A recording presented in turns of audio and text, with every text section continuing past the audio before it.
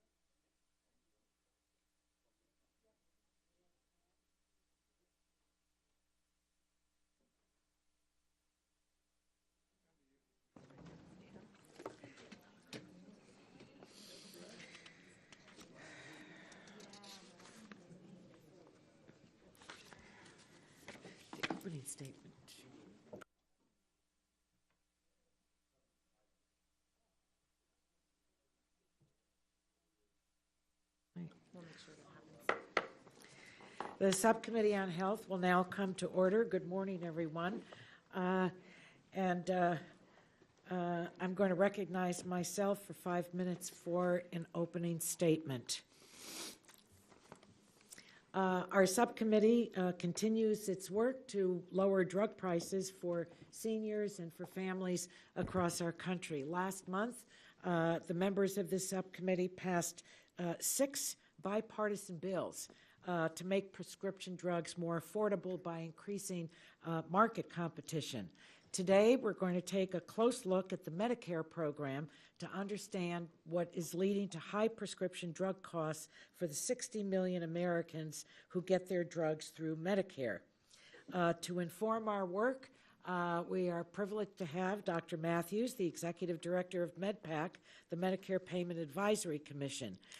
MedPAC provides valuable, nonpartisan advice to Congress on the Medicare program. We need expert advice. Drug prices are skyrocketing, and Congress must act and wants to act. Before we do, we have to, I believe, do as best we can to do a deep dive to understand the Medicare program and its challenges. Medicare accounts for 1 out of every $3 spent on prescription drugs, and drug spending is growing rapidly each year. Whether a patient gets their drugs at the hospital under the Part B program or the pharmacy counter through the Part D program, costs are rising. In the Part B program, Medicare drug spending doubled from 2009 to 2017. We spent $32 billion, that's with a B, on Part B drugs in 2017. Part D drug spending has also nearly doubled over the past 10 years. We spent $80 billion in the Part D program in 2017.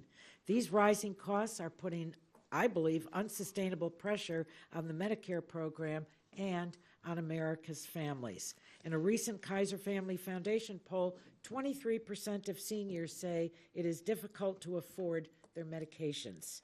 I know it's true for my constituents and for all of my colleagues' constituents as well. We hear from people on a consistent basis that are worried that when they leave their doctor's office appointments with a new prescription written out for them, they're not sure whether they can pay for it, afford it, or not. America leads the world in innovative health care, but soon few people will be able to afford this cutting-edge care. This committee, through our work on the 21st Century Cures Act, promoted the development of novel breakthrough treatments. But with the development of these treatments has come increased spending. Spending on drugs in specialty tiers has grown nearly 1,000% over 10 years, from $3.4 billion in 2007 to $37.1 billion in 2017. Because Medicare has no limit on out-of-pocket spending, people who rely on specialty drugs are hit especially hard. One study found needing a single specialty drug could cause people on Medicare to spend anywhere from $2,000 to $16,000 out of pocket annually. Every senior deserves high-value, innovative medicine to improve their lives, but rapidly increasing costs affect their ability to get the drugs they need. So we need solutions. Today's hearing is yet another step closer to our, well, I would say it's a very important step toward our bringing forward solutions to what I just described. So welcome to Dr. Matthews. I look forward to your expert advice on improving the Medicare Part D program. And with that, I will now recognize Mr. Bouchon, who is taking the place of Dr. Burgess this morning, who has to be at the Rules Committee. Welcome, and it's nice to sit next to you. Thank you. It's nice to sit next to you also. Madam Chairwoman, thank you for holding this important hearing today. I appreciate this opportunity for members to take a deeper look at the drug coverage offered to seniors under Medicare Part B and Part D. These programs provide critical health care coverage for American seniors, and getting a better understanding of where these programs are today will help ensure that they can meet the needs of seniors tomorrow. As we have been exploring drug pricing in this subcommittee and in the committee, this is an important opportunity to hear from the Medicare Payment Advisory Commission, a nonpartisan organization that is tasked with providing technical advice to Congress. MedPAC is an important resource for Congress as we look to address challenging issues such as Medicare's ability to provide adequate and affordable drug coverage to seniors, and the impacts any programmatic changes may have on beneficiaries, providers, and taxpayers. Medicare Part B covers drugs that are administered by a physician through infusion or injection in an office or outpatient setting. These drugs include many high-cost chemotherapy agents and other critical life-saving medications. Medicare Part D provides a prescription drug benefit to beneficiaries, and participation is voluntary. The Part D program has been a success. According to a recent MedPAC report, it has improved beneficiaries' access to prescription drugs. Generic drugs now account for nearly 90% of the prescriptions filled. Enrollees' average premiums for basic benefits have remained around $30 per month for many years. More than 8 in 10 Part D enrollees report they are satisfied with the program. Furthermore, because of the deliberate structure of Part D, which incentivizes private health insurers to compete against one another, the program has been wildly successful in holding down costs to taxpayers. In 2016, Part D expenditures were approximately $100 billion, which was less than half of the $205.5 billion projected by the CBO in 2006. In fact, over the first 10 years that Part D was in operation, CBO data shows that the program cost taxpayers $555.8 billion less than originally projected. While Part B and Part D operate differently and cover different medications, they both provide seniors with access to necessary treatments and life-saving drugs. It is important that any suggested changes to these programs be well understood and the impacts on patients, providers, and taxpayers be carefully considered. The Trump administration has made a vow to lower costs of drugs and has proposed changes to both Medicare Part D, B, and D to address the rising list prices, out-of-pocket costs for patients, and costs to the federal government. These proposed changes to how Medicare operates and provides drugs under Part B and D should be carefully analyzed to understand their full impact.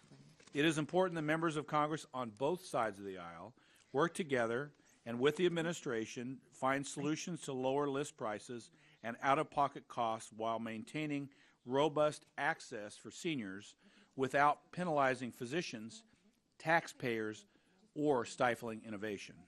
As the Energy and Commerce Committee considers legislative proposals to address the high cost of drugs, I appreciate the important resource that MedPAC provides Congress. I want to thank our witness, Dr. Matthews, for being here today, and I look forward to your testimony. I yield back. I thank the gentleman for his statement. The chair now recognizes Mr. Pallone, chairman of the full committee, for 5 minutes for his opening statement. Thank you, Madam Chair. Today we're continuing this committee's important work in providing Americans relief when it comes to the skyrocketing price of prescription drugs. We've already passed several bills that will remove barriers that delay cheaper generic drugs from coming to market, and today we're focusing on the rising costs of prescription drugs in the Medicare program so we can begin to think about solutions to drive down costs for America's seniors and for the federal government. We've all heard the stories about Americans who can't afford their medications, who are rationing their life-saving therapies or choosing not to fill their prescriptions because they instead need to put food on the table.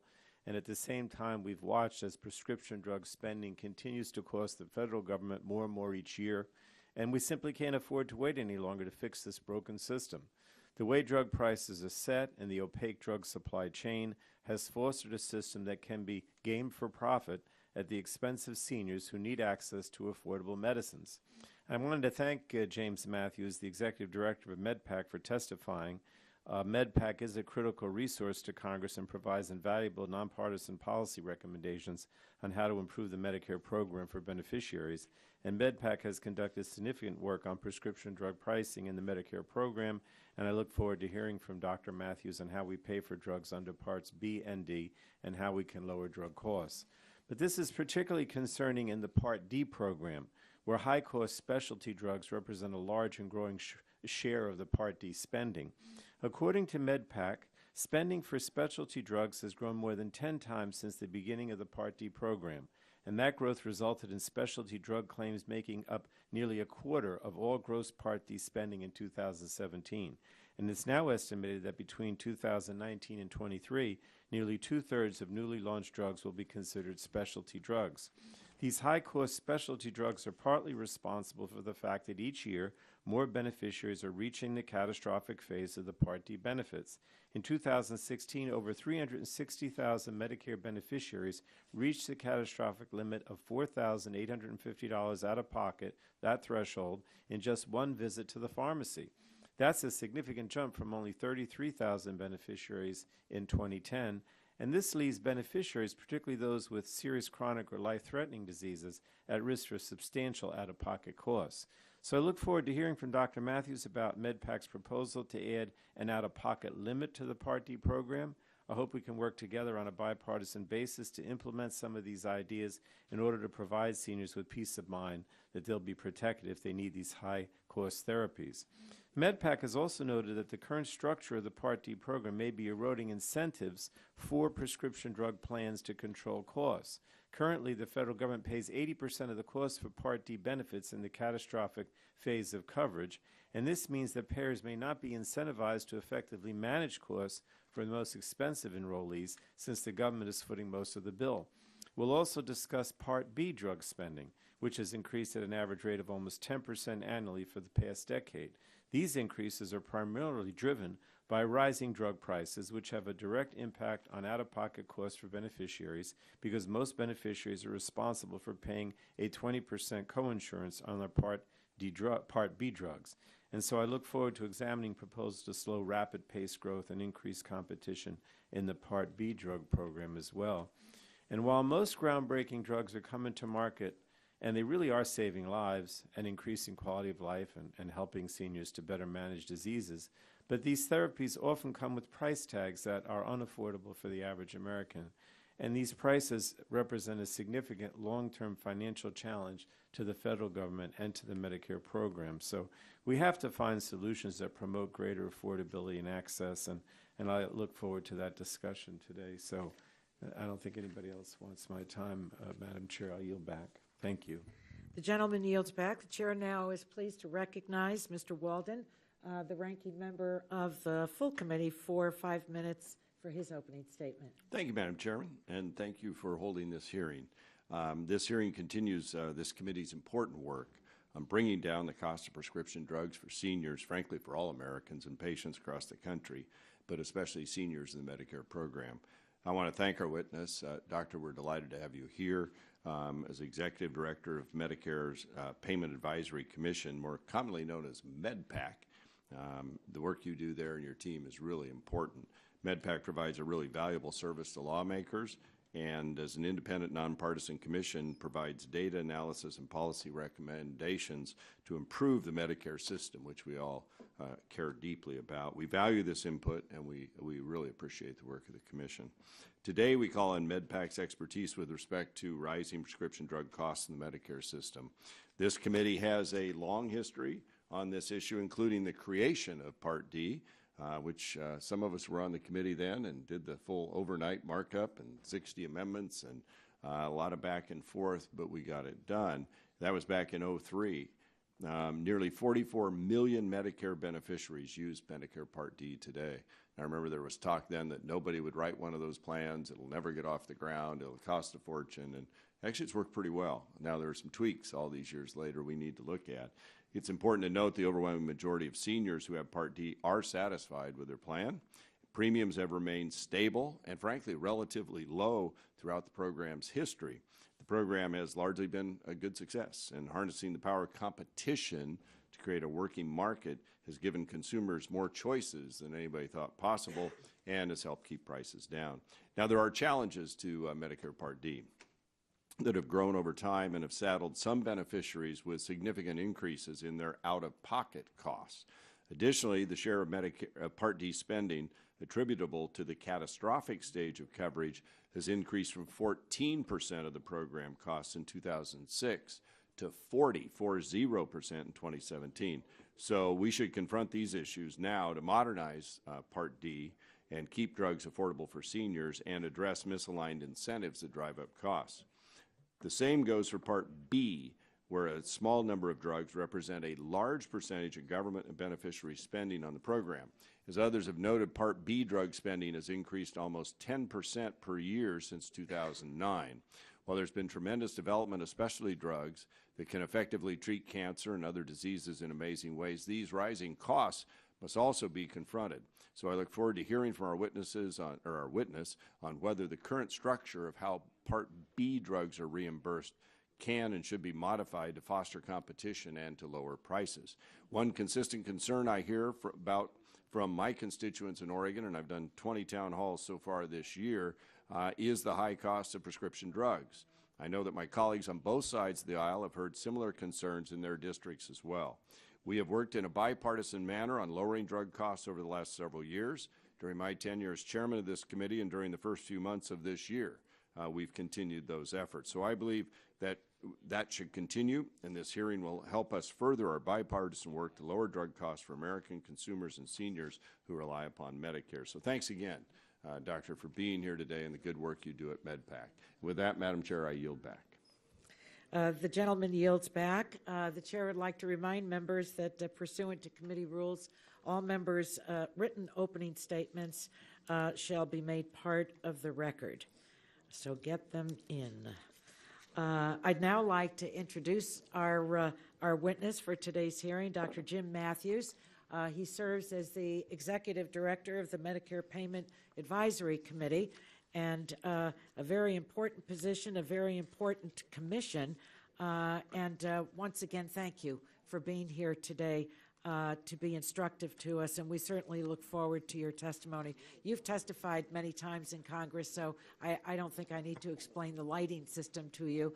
The most important one is when it turns red, because that's when your 5 minutes are up. So, Dr. Matthews, thank you again. You are now recognized for 5 minutes of testimony. Thank you. Good morning, Chairwoman Eshoo, Dr. Bushon, and distinguished committee members. On behalf of MedPAC, a nonpartisan independent congressional advisory agency, I'm here to convey information on Medicare's payments for prescription drugs. First, I'll describe how Medicare pays for drugs under Part B and discuss recent trends in spending and utilization. Second, I'll do the same with Part D. Lastly, I'll touch briefly on Commission recommendations that address these trends. I'll start with Part B. Part B covers drugs that are typically administered by a provider, such as infused chemotherapy drugs. Medicare pays for Part B drugs based on the average sales price that manufacturers report for a drug, net of most rebates and discounts. Medicare pays providers the actual sales price plus a 6% add-on, regardless of how much the individual provider spent to purchase the drug. Medicare makes a separate payment to the provider for administering the drug. Part B drug spending has grown roughly 10% a year since 2009, reaching $32 billion in 2017. Growth in Medicare spending for drugs under Part B is driven largely by rising prices, which account for 2/3 of overall spending growth and which reflect manufacturers' significant pricing leverage. Under the current payment system, as drug prices rise, Medicare's payments will follow, and Medicare has few tools to affect prices under Part B. Part D uses private plans to deliver Medicare's outpatient prescription drug benefit. Part D plans negotiate with pharmacies over payment rates for filling prescriptions and with drug manufacturers for post-sale rebates. Medicare is prohibited from interfering in these negotiations. There are two components of Medicare's payments to plans for Part D basic benefits. First is a per-enrollee payment based on plans' bids, which reflect their expected costs of the Part D benefit for an average enrollee. The second is individual reinsurance, which are cost-based payments to plans through which Medicare covers 80% of the costs in the catastrophic phase of the benefit. Part D spending grew at about 7% annually between 2010 and 2017, reaching $80 billion. But Medicare's reinsurance payments for Part D enrollees who had drug spending high enough to reach the catastrophic phase grew almost 20% annually over this same period. Again, high-cost therapies drive these trends. Part D spending for high-priced specialty tier drugs grew tenfold between 2007 and 2017. And again, this growth is driven by price. In 2017, 370,000 beneficiaries filled a single prescription that was so expensive it would push them into the catastrophic phase of the benefit, up from just 33,000 such beneficiaries in 2010. When plans have financial responsibility for insurance risk, they face greater incentives to manage costs. However, growth in reinsurance, recent changes to the coverage gap, and the growth in high-cost medicines may be eroding plans' incentives to and ability to control costs. In fact, Part D's benefit structure may give plans a financial incentive to place certain high-cost, high-rebate drugs on their formularies, even when lower-cost alternatives are available. Growth in drug prices substantially affects Medicare drug spending. This growth reflects both higher prices for existing products and the launch of new high-priced drugs. Yet again, Medicare has very limited influence over drug prices.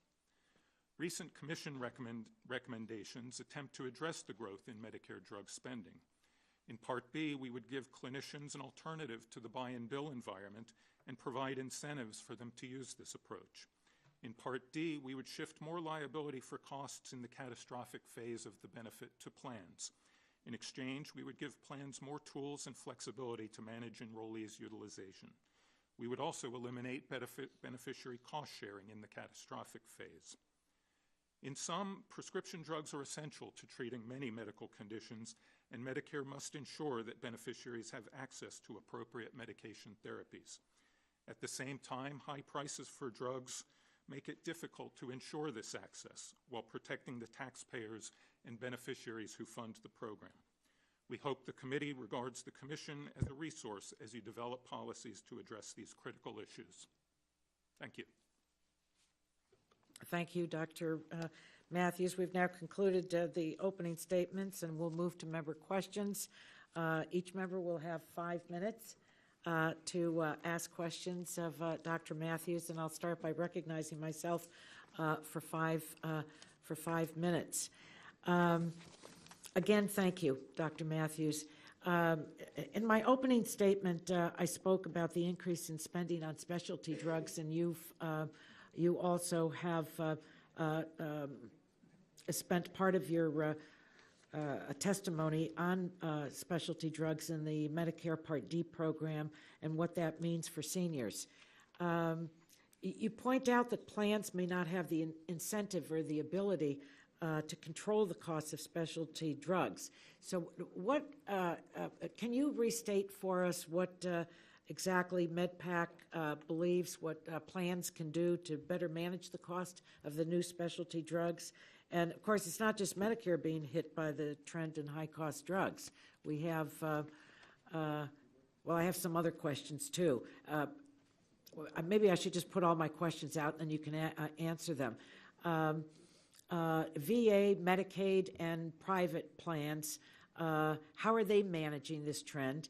How do other federal programs like the VA and TRICARE leverage their buying power for these products? And what's the effect of high-cost drugs? Well, we know what the effect of high-cost drugs on beneficiaries is. Does MedPAC have a recommendation relative to an out-of-pocket cap needed for Medicare drug costs?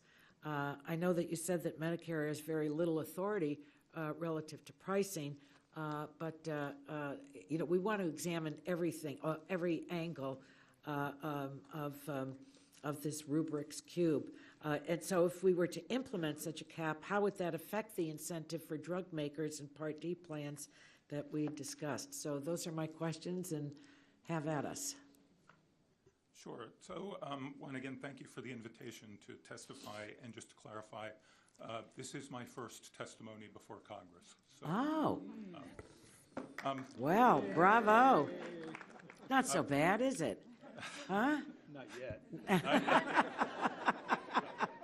This is a friendlier hearing room. It's smaller, it's more personal. So share your wisdom and your expertise with us. Sure. So your question has multiple components, and I'm going to try and get to all of them. First, as you know, Medicare has made a recommendation in 2016 and slightly modified that recommendation in 2018 to modify the structure of the Part D benefit. And the motivation behind this recommendation hinges on the entry of high-cost, high-rebate drugs into the Part D program, and that the incentives that the plans have to place those drugs on their formularies even when lower-cost alternatives are available. And the incentives are such that the plan can move a beneficiary into the catastrophic phase of the benefit, where the plan only has 15% liability for those costs under current law. The Medicare program is liable for 80%, which it makes on a retrospective cost basis. So it is counter to the incentives that the plans have to actually manage the benefit above the catastrophic limit. Plans are not the only actor that might have a role in managing costs at that level.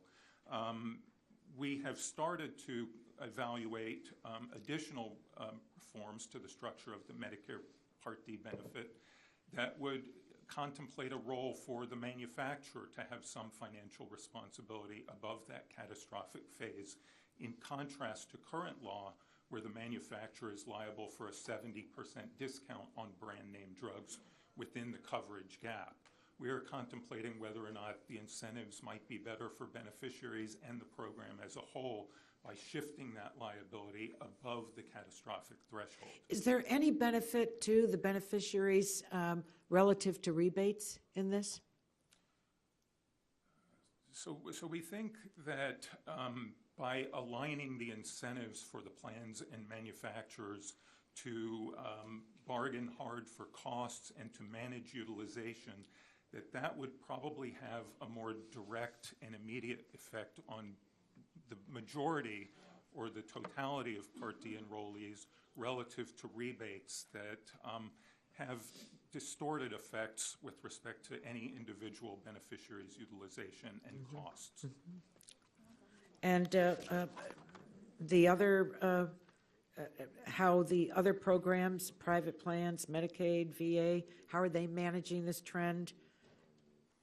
How do they leverage their buying power for these products?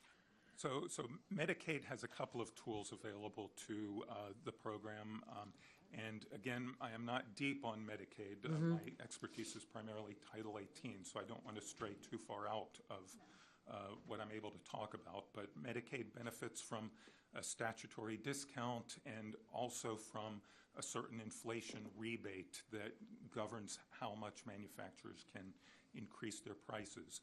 VA is able to contract directly with manufacturers and suppliers under the federal supply schedule. They can do so because they actually take delivery of products and can guarantee utilization. But it's my understanding that sometimes VA has been criticized in that they have a closed formulary that in some cases has precluded access to certain innovative medications. Well, my time has certainly expired, so now I'd like to recognize Mr. Bouchon, who is standing in for the subcommittee ranking member for his 5 minutes of questioning. Thank you, Madam Chairwoman. Dr. Matthews, MedPAC in the past has recommended a voluntary market-based program for doctors to use third-party vendors to obtain drugs in Part B. The administration, in its advance notice of proposed rulemaking, proposes setting up a similar system but would make it mandatory for physicians to participate.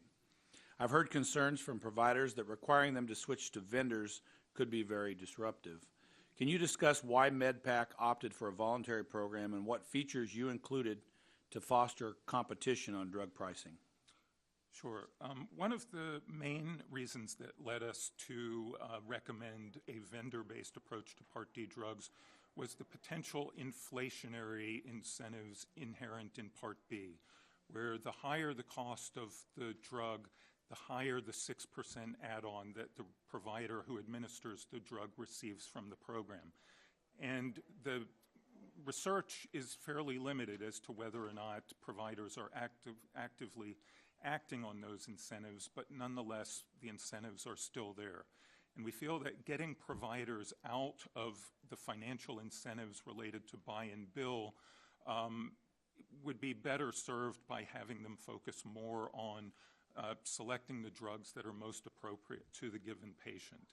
And so we have recommended a modernization of the prior competitive acquisition program that Medicare used several years back, under which a vendor would be responsible for negotiating prices with manufacturers, and the vendor would be able to pass on those prices to the individual clinicians or providers who prescribe drugs under Part B. Can I ask a question there? Because if you add another middle person, so there might be some savings, but you're going to eat some of that up, right? Under our construct, there would be a couple of parameters that would govern the ability of a provider to eat up those savings.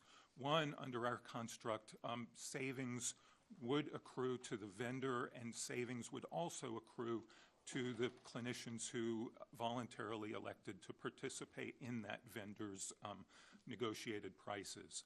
The second thing that we would do... So that'd be the difference between voluntary and mandatory then, essentially, right? Yes, sir, that's correct. Okay.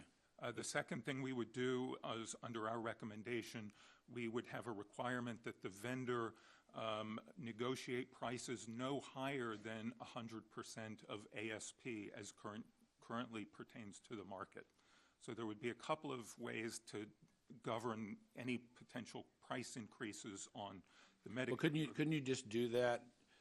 Couldn't we just do that without a vendor in the middle? We could just say that's been tried, right? There was a demonstration project Yes, in the previous administration, cutting it down to ASP plus, I think, 2-point-some%. I can't remember. So the current sequester effectively reduces Medicare's payments for Part B drugs from the statutory ASP plus 6 to ASP plus 4.3%. Yeah. Okay. The demonstration project which didn't happen, was Right. even lower than that. Right. I got another question, so I'm going to move on from that. But first of all, as a physician, I think there automatically is assumption that physicians out there will choose a higher price product to make more money, and I'll just push back on that and say that I think there are maybe people that would do that. But I would argue that the vast majority of physicians make decisions on which medications to use for patients based on known clinical knowledge base and standard of care in their community. I just want to say that up front. But there are incentives, not disagreeing with that. In MedPAC's recommendations for Part D, it suggests that plan sponsors be given more financial incentives to manage the benefits of high-cost enrollees by shifting more of the plan payments from open-ended reinsurance to capitated payments. As part of this suggestion, plan sponsors would be given more flexibility to use formulary tools, in quotation marks. As a physician, I've had some problems with those formulary tools, such as step therapy and prior authorization, for many years. That could delay patient access to timely medications, disrupt treatment regimens for stable patients, and create unnecessary physician burden. Did MedPAC consider these potential impacts to patients and physicians before providing this recommendation? Yes, sir, we did. And as always, there is a balance or a set of trade-offs involved in these kinds of decisions, where you want to give the plans the leverage with manufacturers to negotiate prices and incentives to manage utilization versus any potential speed bumps that those tools put in front of providers and patients in terms of timely access to the medications. So we have talked with stakeholders in the course of developing our recommendations, and we do understand the frustration that some of these utilization management tools create, but at the same time, it's a question of the trade-offs and the balance that we are trying to achieve for the program as a whole. Okay, great. Thank you. My time's expired, and I yield back. I thank the gentleman, and he yields back. The chair now recognizes Mr. Pallone, full committee chairman, for his 5 minutes of questioning. Thank you. Thank you, Madam Chair. And I wanted to kind of follow up on some of the things that you mentioned, Madam Chair. Let me start with Part D. MedPAC has analyzed that between 2007 and 17, Part D program spending increased from $46 billion to about $80 billion for an average increase of 5.6% per year, which I think is unsustainable. So, Dr. Matthews, can you explain why we're seeing these steep spending increases in Part D? And it's my understanding that a smaller portion of high-cost beneficiaries are driving the majority of Part D spending, and is that correct? Yes, sir, that is correct. As one of the members said in the opening statements, Part D has been successful in shifting a substantial amount of utilization among Part D enrollees to generics, which the Commission has supported. But at the same time, we are seeing the entry of new high-cost specialty drugs into the program. And over the last several years, it is those drugs that have been predominantly driving the increases in spending that we've documented. Now, I know you talked a little bit about some of MedPAC's solutions to control spending in response to Chairman Eshoo, but would you develop that a little more? What are some of MedPAC's solutions to control spending in the future? Okay, so again, under Part D, one of the key elements that we would do is restructure the benefit to give plans more of an incentive to manage utilization above the catastrophic limit. We feel that having the program be responsible for 80% of those costs above the catastrophic limit is inconsistent with the notion that Part D was founded on, which was that Part D plans would compete with manufacturers in order to generate the best possible price for the enrollees in order to keep premiums low. So we feel that the incentives currently have negated plans' ability to do that somewhat. As we've been discussing the growth in Medicare spending for drugs under Parts B and D since then, we've become more attuned to the influence of these new high-cost therapies, and we are starting, as I said earlier, to contemplate whether or not manufacturers who do indeed control the price should have a greater liability for spending in the catastrophic phase of the benefit. Again, the Commission has not made any formal recommendations there yet, but it is something that we are very actively engaged in doing. All right, now let me get into two more questions. This is the last one on Part D, then I want to ask about Part B. You talked about generics. You know, we're very proud of the fact that on a bipartisan basis, we reported out a package of generic competition bills that I think are going to go to the floor soon. But of course, if you have these single-source drug therapies, there's no competition, right? So we know often that these innovative products can change lives as single source, but without competition, how difficult is it to control the cost of those therapies in particular? We believe it is difficult, and that is one factor that has led us to contemplate going further than our 2016 benefit restructuring recommendation. And again, here the recommendation was to have plans liable for 80% of those costs. But if we are talking about true sole source products for which there are no competitors, the plans are going to have fairly limited negotiating leverage with which to negotiate hard on price with the manufacturers. And that's why we are starting to contemplate whether or not the manufacturer should have some liability for costs above the catastrophic phase. All right, now let me just issue Part D.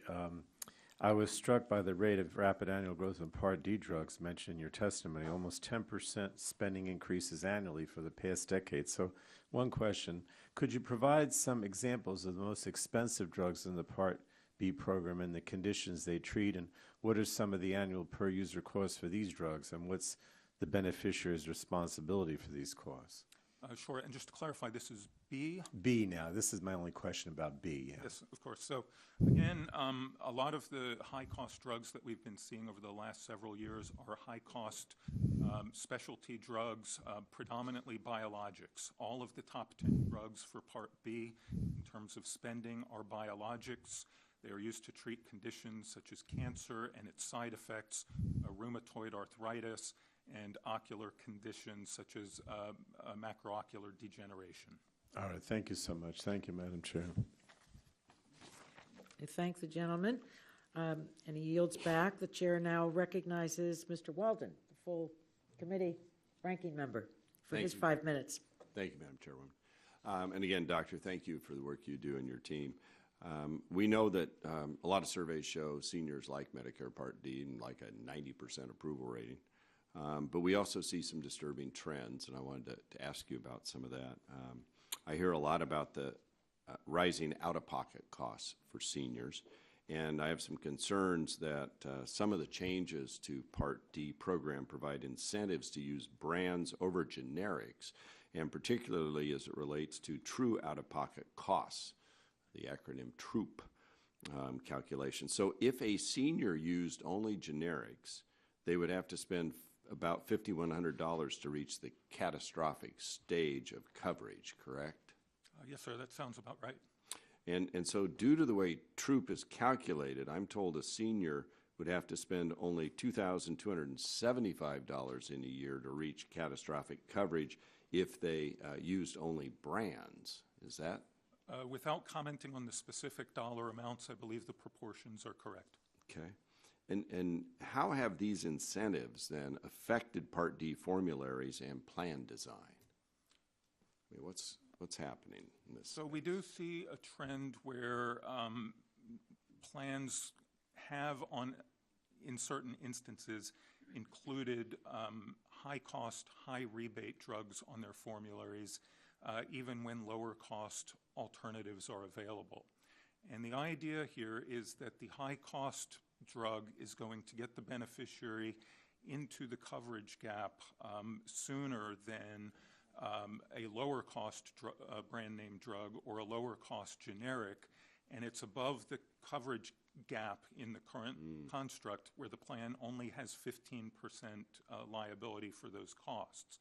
And so arguably there are instances where the size of the rebate for certain drugs can be so great as to even begin to offset their 15% liability above that catastrophic limit. So what's the effect for taxpayers and what's the effect for consumers of that? So for taxpayers, again, the fastest growing component of Medicare spending for Part D is the reinsurance payments that the program makes to plans. And these are payments that reflect plans' costs for these extremely high-cost enrollees, but these payments are also funded directly by the Medicare program. So the fact that these reinsurance payments have been growing for 20% year over year for the last 10 years is detrimental to taxpayers, and to the extent that these costs are reflected in the calculation of Part B premiums, it is detrimental for the beneficiaries who are paying for these premiums. All right. Thank you very much. I'll yield back, Madam Chair. Thank the gentleman.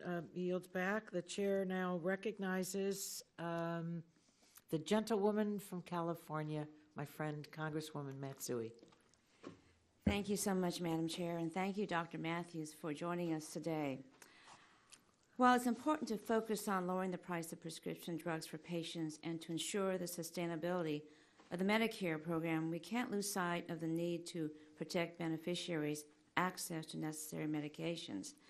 As you know, the administration last fall proposed changes to the protected class policy that would allow Part D plan sponsors to add restrictions or otherwise limit prescription medications in the 6 protected classes. The protected classes policy is an important safety net for patients who absolutely need potentially life-saving medications to treat a complex medical conditions. I'm particularly concerned that changing protected class policy will jeopardize Medicare beneficiaries' access to the full range of medicines for treating mental illness. For example, antidepressant medication impacts individuals differently, and as such can take time to find the right treatment that works for any given individual. And earlier this month, I led a letter of my colleagues to CMS expressing this concern. Dr. Matthews, I understand that MedPAC has recently considered similar changes to 2 of the 6 protected classes, including antidepressants. Given my concern around access for Medicare's most vulnerable beneficiaries, I'm interested in your thoughts on how we can continue to ensure the availability of needed medications while making changes to the protected classes. Sure. Yes, ma'am. I'm happy to address that. As part of our 2016 recommendations on Part D, we did recommend removing 2 categories of drugs from the protected classes, one of which was antidepressants. The second one was immunosuppressives used after transplant surgery. The rationale here was that there do seem to be enough alternatives in those 2 categories that plans could be able to put together a formulary that accommodated the clinical needs of most beneficiaries needing those drugs without being constrained by having to cover every drug in those protected classes. The administration's proposal is a little bit different. I don't think they have recommended eliminating any of the protected classes, but have proposed giving plans more ability to use utilization management within those classes. But again, the balance here is beneficiary access relative to plans' ability to negotiate with manufacturers for price. And if the plan has to cover every single drug in a protected class, they have virtually no leverage in order to negotiate with a manufacturer. So it's those trade-offs that led us to the recommendation. The last thing I would say is we would, in either instance, in our recommendation or with respect to the administration's proposal, we would believe that there is a strong need for a well-functioning appeals process that beneficiaries can avail themselves of. I agree, yeah, that'd be good, but on the other hand, we've had experience with people with mental illness, and in particular, as you know, the therapy involved there is very difficult to get the right medication and then to have to go back again to start over since they already know that's not going to work anyway. And I just really hope that whatever process you decide to implement is really going to be very sensitive to that, because we hate to lose the ability for individuals who already found a therapy to be able to continue it in some way. Yes, we are keenly aware of the unique nature of treatments for behavioral disorders. Okay. I want to talk a little bit about out-of-pocket spending for beneficiaries in Medicare Part D. And I'm concerned about patient access issues created by the fact that Part D program does not currently have an out-of-pocket limit. Means that some seniors who have significant drug spending, often those with chronic diseases or those who are severely ill, will continue to pay a cost-sharing obligation, even in the catastrophic phase, and even after spending thousands of dollars out of pocket. I know that MedPAC has recommended reforming the Part D benefit to eliminate cost-sharing above the out-of-pocket threshold. Can you explain MedPAC's recommendations to cap out-of-pocket expenses for Part D beneficiaries and how this change might impact premiums and other aspects of the benefit design? And I only have about 15 seconds here. Sure. So we did indeed recommend in 2016 capping the beneficiary's financial obligation above the catastrophic phase. The motivation was that if a beneficiary is incurring that kind of cost, coinsurance is not a drag on inappropriate utilization, but it is potentially punitive at that point from the beneficiary's financial perspective. Okay. I yield back my time. Thank you. And thank the gentlewoman. She yields back. I now would like to recognize the gentleman from Illinois, Mr. Shimkus, for 5 minutes of question. Thank you, Madam Chairman, and I want to thank you for having this hearing today. Dr. Matthews, welcome. We appreciate your input, and it's very, very helpful. We just need to take action, and that's what this hearing is. I also appreciated your comments on trying to clarify the how's VA different. I know that's kind of out of your window, but that there's a formulary, and so the formulary is narrow, so even our veterans may not get the full scope of drugs available in our country because they're purchasing and making contracts. And we always have to try to explain that in this process, because sometimes it gets lumped together and say, well, why can't you do it that way? And I guess if you got lower cost, that's good, but if you don't get the drug, the blockbuster drug, then it's bad. So then there's that balance. I also appreciated talking just Medicare D. What benefit was provided to our seniors for help and prescription drugs prior to Medicare D?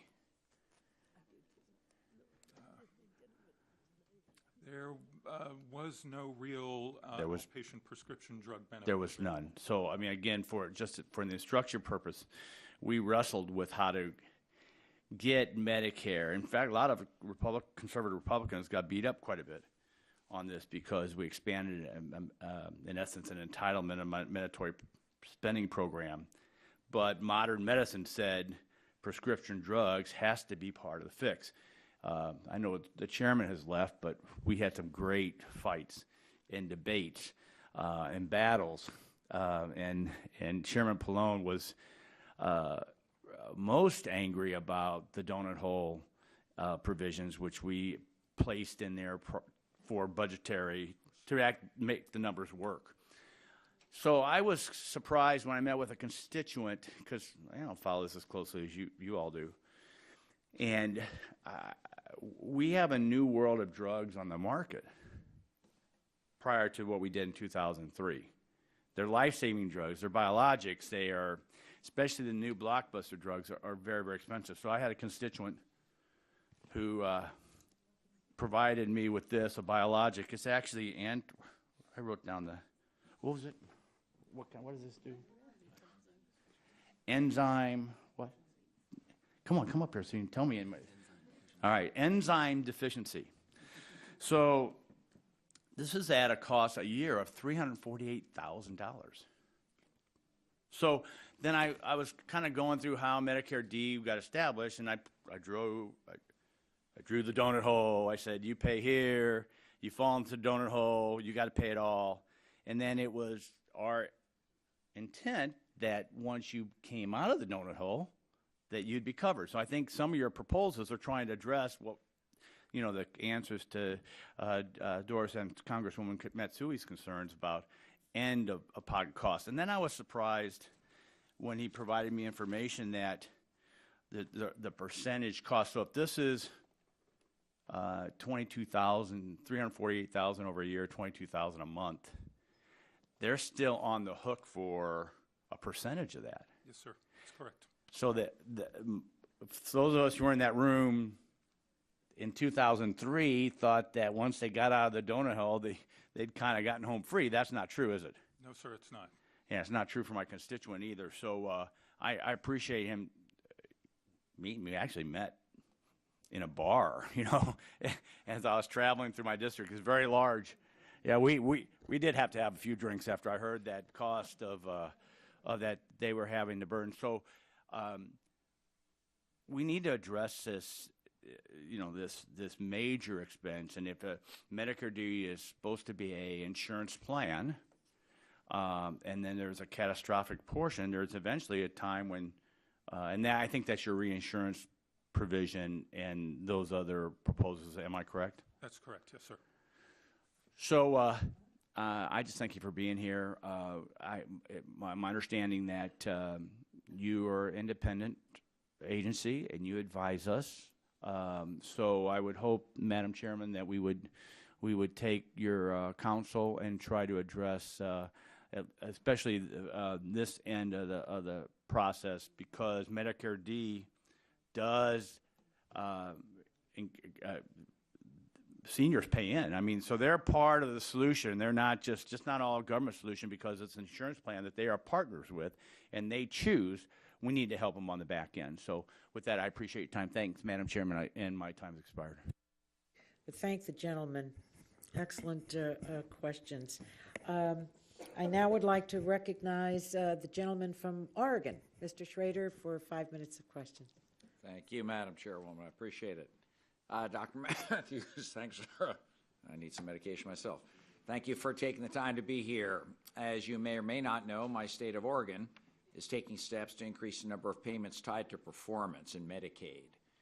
Specifically, they're using an 1115 waiver work with our coordinated care organizations and network providers to create a plan to hit a value-based payment by 2022. Other states are also trying to set up these arrangements. Has MedPAC evaluated either in specific cases or more broadly whether Medicare may benefit from value-based arrangements tying the reimbursement to actual outcomes? What, if any, barriers are in the way for that? So we are aware of the emergence of these types of value-based arrangements, both here in the United States and in European countries. It's my understanding that the evidence on the long-term effectiveness of these arrangements simply does not yet exist, that these are new enough that a broad base of evidence hasn't been generated to ascertain that they can exercise the potential that the stakeholders believe is there. With respect to Medicare, one potential impediment to the broad use of these sorts of value-based arrangements is the voluntary nature of Part D. So a plan may enter into an agreement with a manufacturer that is contingent on certain beneficiary outcomes that may not manifest themselves until after the lapse of a period of years, but Part D is a voluntary benefit, and a beneficiary can move from one plan to the next year after year. And so a plan may not see the benefits of its investment in these arrangements for a particular enrollee. So that's one potential logistical obstacle in Part D as currently designed. A good point. With regard to the general Medicare population, you spoke in your testimony about the low-income beneficiaries disproportionately selecting brand drugs sometimes over generic, actually oftentimes brand over generic. What remedy for increasing the utilization of generics by this population would you recommend? I know that there's administrations out there trying just to lower the cost of the brand to the generic to zero to make it appealing. What about increasing the cost of the brand? Do you have a thought? So we have gone on record as recommending that even low-income or beneficiaries receiving the low-income subsidy should be given incentives to use generics when they are available and clinically appropriate. As you just mentioned, those incentives can take one of two forms. One is zero copayments or zero financial liability for generics. The second would be some nominal financial liability for the use of brand name drugs when generics are available. And we think that even low-income beneficiaries should have to make those kinds of decisions with respect to the therapies that they and their clinicians decide on. So no, you don't have an opinion as to whether it's just reducing one? Either would achieve the goal of increasing low-income beneficiaries' use of generics. All right, very good. Thank you. With that, I yield back. Thank the gentleman. He yields back. I now would like to recognize the gentleman from Kentucky, Mr. Guthrie. Thank you, Madam Chair, for holding this meeting, and thank you for being here, doing a good job for you. Good job. It was your first time. I've almost said a good job for your first time, but a good job. I appreciate it very much. And unfortunately, we should coordinate better with my neighbor in the hallway, Mr. Schrader, because he asked almost word for word one of the questions I was going to ask. So I want to get to the value base. That's interesting to me. But so are you supportive of transparency tools like real-time prescription benefit check that can help beneficiaries understand the cost of their prescribed medications before they leave the doctor's office? Yes, sir. We have been supportive of clinicians' use of electronic tools like real-time benefit check. So what policies do you think we should develop to encourage the use of these tools? I would need to think about that with all due respect. It's my understanding that the technology does exist with respect to currently available electronic health records, but the issue is getting the incentive, the clinician to actually purchase the requisite models or modules to do the real-time benefit check and providing incentives for clinicians to use those. But the Commission does not have a specific proposal in order to do that. Okay, thank you. And changing gears, since Mr. Schrader took my thunder, I said I'm told that a physician charges for administering drugs are twice as much in hospitals compared to doctors' offices. This drives up Medicare costs, but also drives up cost sharing for the patients. Can more be done to address this through site-neutral payment reform? Yes, sir. I believe there is more that can be done. As you know, the Commission has been concerned about the incentives or the undesirable incentives that occur with respect to the differential for a clinician's services in the physician office versus the hospital outpatient department, and we've made recommendations to standardize those payments across settings. Yet, nevertheless, we think that those incentives still exist and that there are potential broader remedies that could be contemplated. Okay, thank you, and again, thanks for being here today and holding the hearing, and I yield back. Will the gentleman yield for a few seconds? I'll yield, is that the reset my remainder of my time to Yeah. Mr. Bushon, Dr. Yeah, Bushon? I just want to make a brief comment on what he was talking about the patients knowing up front what prices drugs are. When I was in practice, if I was going to prescribe something I knew might cost a lot, I actually checked myself personally before I would prescribe it for the patient just to make sure. But I do think in today's electronic world that physicians should be able to determine that up front. And sometimes, depending on the patient, that may very well make you make different decisions on what the options are, because if the out-of-pocket's going to be real high for the patient, there might be therapeutic alternatives. So I do think we can get to a place where electronic records can provide that information at a minimum to the provider. I think when you go to the consumer, it's more confusing, but for the provider, I think that could help. So, yeah, it could pop up on the screen, for example, when you go to send an electronic prescription. So I yield. Thank the gentleman, and he yields. I now would like to recognize the gentleman from California, Dr. Ruiz, for 5 minutes of questioning. Thank you. Dr. Matthews, I appreciate the position that the Commission is in, trying to make recommendations that balance the need to cut down on healthcare costs while also ensuring that patients are getting the care that they need. And I know that patient care is important to you.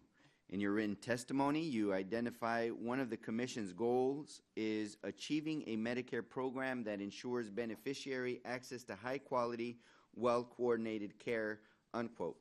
Last November, CMS proposed a rule that would allow Medicare Advantage plans to use step therapy for Medicare Part B drugs. And while I understand that step therapy can play an important role in reducing healthcare costs, it often does not take into account a patient's medical history, like whether they have tried the medication previously and failed under a different insurance plan. Fred San Giorgio, one of my constituents from La Quinta, California, suffers from psoriasis and psoriatic arthritis and is going through step therapy right now. He has been diagnosed most of his adult life and has tried several treatments over the years.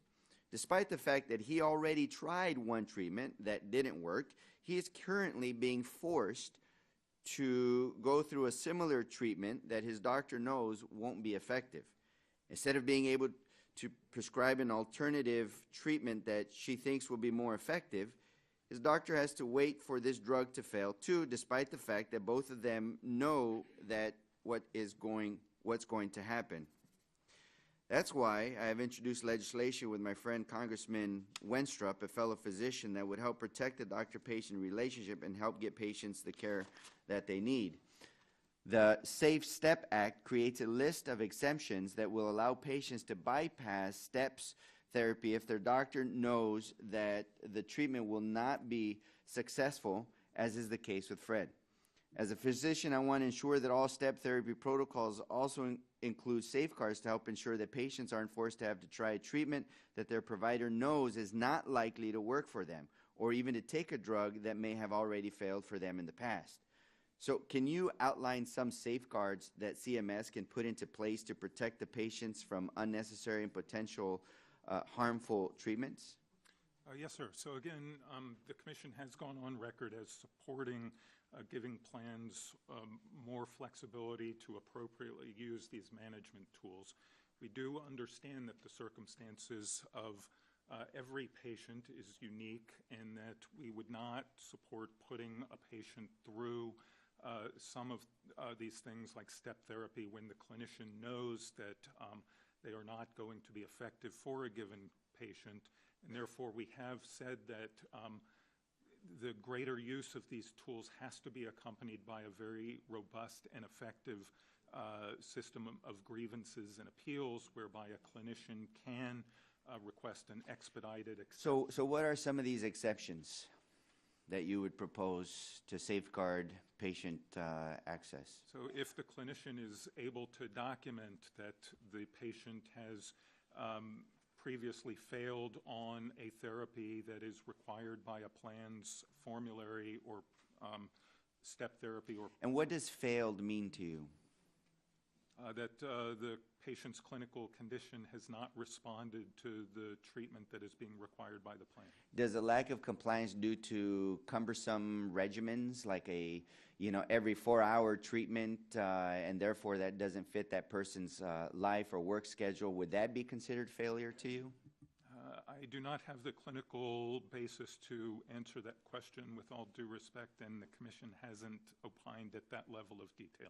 Well, in my medical opinion, when it's a compliance issue, it's usually a failure in the system to provide the best treatment and follow-up for that patient. It's not the patient's fault per se, which is normally what happens in the medical world. So what other safeguards could we think of that would provide these exceptions so that we can preserve the patient's and the physician's judgment in getting them the medication that's best for that patient, instead of putting them through a rigorous bureaucratic step process in order to save the company money?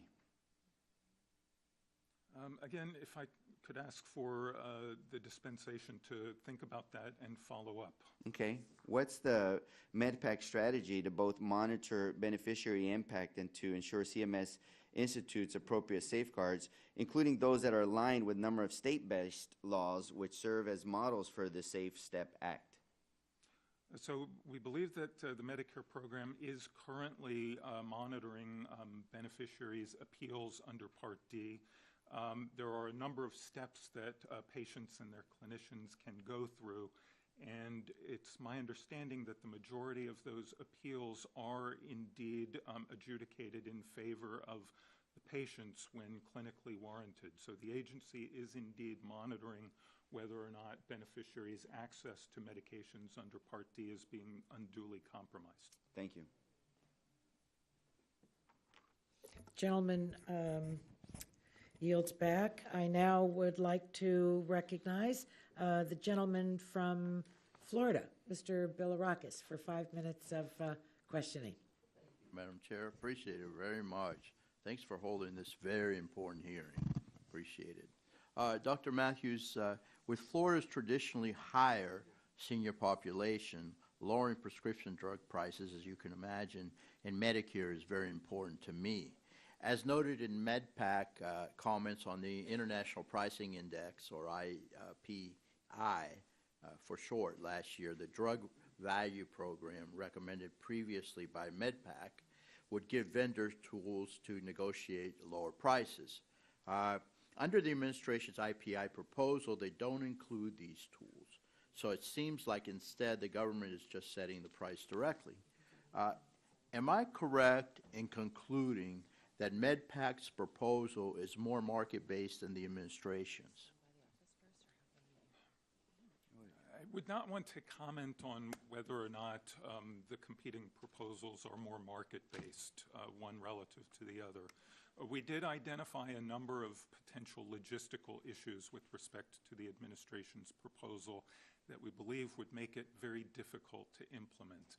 And these range from things such as the one you just mentioned, that the vendor would not have any tools such as a formulary or other mechanisms by which to negotiate with manufacturers. The vendor under the administration's model would take title to the drugs, but perhaps not actual physical possession. And then lastly, the vendor would be paid at a rate determined by Medicare based on the international price comparison, whether or not they were able to obtain that rate on the market or not. And we identified a number of issues that would affect the ability to even calculate that international sales rate given available data and given the idiosyncratic arrangements between manufacturers and other countries' governments. So we think there are some substantial implementation difficulties with respect to the IPI proposal that do not present themselves under our proposal, which would give the vendor more ability to negotiate on the basis of being able to help drive manufacturers' volume. Excuse me, Dr. Matthews, I've just learned that your voice is not carrying well on TV, so can you bring your microphone much closer? Sure. And then maybe the staff hearing me will come back in and let us know if you can be heard. Thank you. Sure. I'm sorry. So I was indicating that under our proposal that some of the difficulties engendered by the IPI proposal would be mitigated, and we believe that it would have greater potential to reduce spending for Part B drugs. Very good. I know there are examples in the market where arbitration is used, such as baseball. I'm a big baseball fan. But developing breakthrough medicine is a lot different from developing starting pitching, and legislating a government-defined arbitration process is a lot different from negotiating one through a players' union. Yes, sir. Are there examples of binding arbitration between being used in healthcare, and do any of these examples involve setting prices at a national level or just resolving disputes at an individual level? Move your microphone even closer, please. Pull it right up. Yeah, Okay. pull it right up. This is not a natural thing for me to be doing, so I apologize. Well, that's all right. We'll guide you. It's just a microphone. Get it as close as possible so All right. that anyone in the country that's listening in can actually hear you. Yeah, that's not helping, but I'll Okay. I'll proceed. So we are unaware of the use of baseball arbitration in the way we've proposed it for Part B. Can you describe how you've proposed it, the Right. arbitration? So as I mentioned, both in my written testimony and in my oral remarks, one of the vulnerabilities of the Medicare program is that it has little, if any, ability to influence the price that the manufacturer sets for a product and therefore the price that Medicare pays. And we believe that binding arbitration would give the program a means of influencing that price by bringing the manufacturer to the table with their absolute best offer for a new product. And then the secretary would be able to make a competing offer if he or she did not think that the evidence supported that manufacturer's price. And that this would be distinct from a scenario where the secretary is negotiating directly with manufacturers for price, in that only certain drugs that met criteria defined under statute or regulation would trigger this binding arbitration process. But currently, the Medicare program has virtually no means whatsoever to influence price. And as I've said in my testimony under both B and D, price is one of the major drivers of Medicare spending for drugs. Very good. Thank you. I yield back, Madam Chair. The gentleman yields back, and I now would like to recognize the gentlewoman from New Hampshire, Congresswoman Custer. Thank you very much. I'm delighted to be here, and thank you for your discussion. It's actually very, very helpful on a complicated topic. So in New Hampshire, there are nearly 300,000 Medicare beneficiaries, and many of them do have Medicare Part D prescription drug coverage. But the prices that granted stagers are facing for prescription drugs are, to say it bluntly, unacceptable and frankly unsustainable. They're unsustainable for aging communities that rely on Medicare to be there for them when they turn 65, and for the taxpayers whose hard-earned dollars go toward the different payment mechanisms that you've walked us through today. So I'm going to cut to the chase. I want to understand specifically on the buy and bill program. Under the current Part B system, a provider is reimbursed at 106% of the average sales price, regardless of the actual price that they pay for the drug. And so my question is, some providers may be getting the drug at a price below the average, and it's possible that some at a price above the average. Could you explain the original intent behind the 100% plus 6 add-on payment, and what information is available on the provider's actual acquisition costs, what they pay for the drug? Okay, sure. I'll try to answer without deigning congressional intent behind the 6% add-on. But the answer to the question, in all candor, is not clear. There are a number of competing alternative explanations for 6%. One is that the 6% helps compensate clinicians and providers for the costs of administering the drug, but as I mentioned earlier, Medicare pays the clinician they get separately a separate for that. payment. That's for correct. That. Right. So I don't think that explanation is quite right.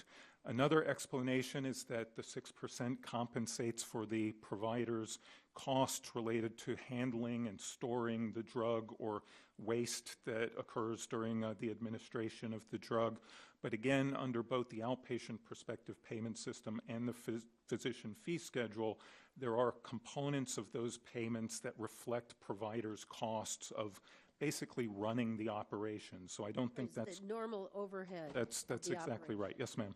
And so the most compelling explanation from my perspective is that, as you just pointed out, not every purchaser is able to get the drug at the average price. Some are paying more, some are paying less. And to the extent that volume is driving a provider's ability to obtain a good price, some small independent practitioners, rural physicians, small hospitals may not be getting quite as good a deal as larger health systems. And so the 6% add-on could be reflecting the relative purchasing provider power based on volume. So I'm glad you brought up volume. And my goal is to have the lowest price for the senior and the lowest price for the taxpayer.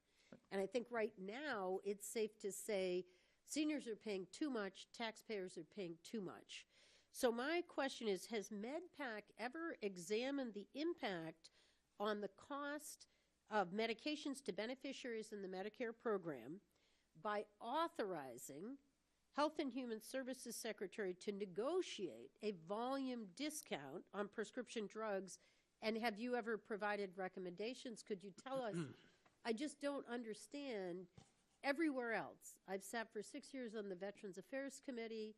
I know what federal employees, I know what Walgreens, and my constituents don't understand why wouldn't we have a volume discount for the purchase of medication under Medicare? The Commission has not taken a position on this issue, nor have we made any recommendations. So we don't know. It could bring down the cost for both the taxpayers and seniors.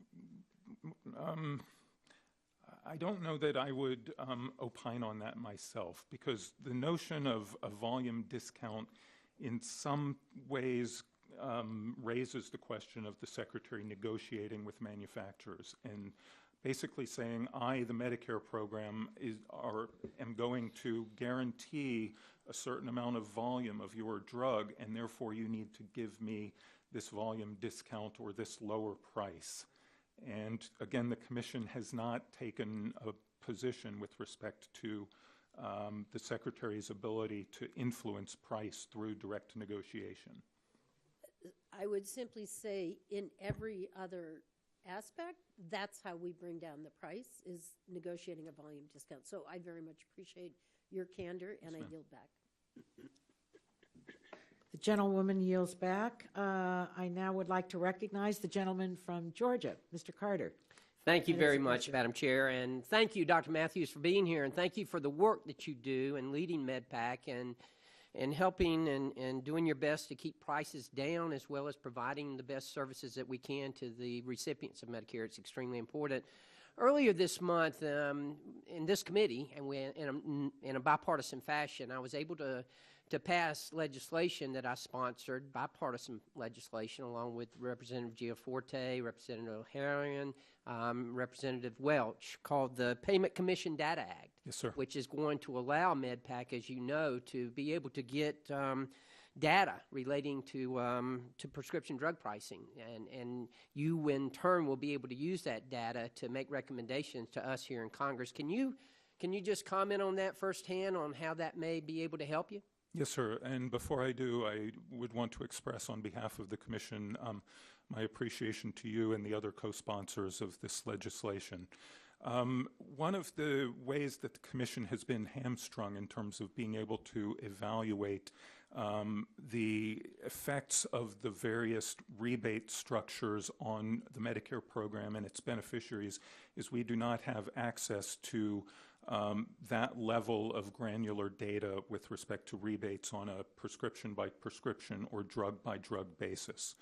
And so, for example, when we commented on the Office of Inspector General's recent proposal to eliminate rebates in the Medicare program, we were only able to evaluate that proposal through its aggregate impacts on the program, on beneficiaries and manufacturers.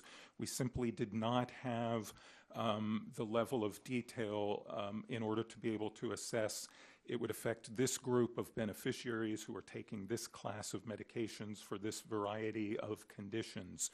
And so having this more granular data on rebates would help us do those kind of analyses and help inform the kinds of deliberations that the committee is having on a regular basis. Right. And I certainly think both of us would be remiss if we did not mention that information is only going to go to you. You're the only ones who are going to see it. It's not, we get it, it's proprietary information, but it's not going to be released to the public. It'll only go to the Commission. That is correct, sir. MedPAC has a sterling track record in terms of handling proprietary and sensitive data. I want to ask you about DIR fees. You're familiar with DIR fees, and you're familiar with what the administration, what Health and Human Services, CMS specifically, has proposed in changing the rules so that DIR fees our discounts will go directly at the point of sale, as you mentioned earlier. But there were two things that you mentioned in your letter to the administration or to HHS about DIR fees. First of all, that DIR fees had grown from $229 million in 2013 to $4 billion in 2017. $229 million to $4 billion. And of course, for those of the people who don't know, DIR fees are essentially clawback fees that go to the PBMs placed on the pharmacies. You also mentioned that the amount of the DIR fees that the plan sponsors were recouping actually exceeded what they had proposed and what they had really had projected. Can you comment on or explain what that disparity might mean for cost sharing?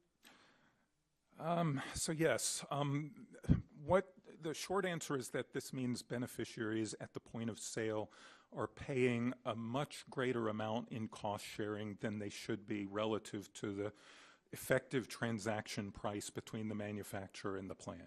Exactly. But and I know that MedPAC has put out some different solutions to the DIR fees, but the point is that you agree that DIR fees are a problem. Yes, sir, that's correct. Okay, good.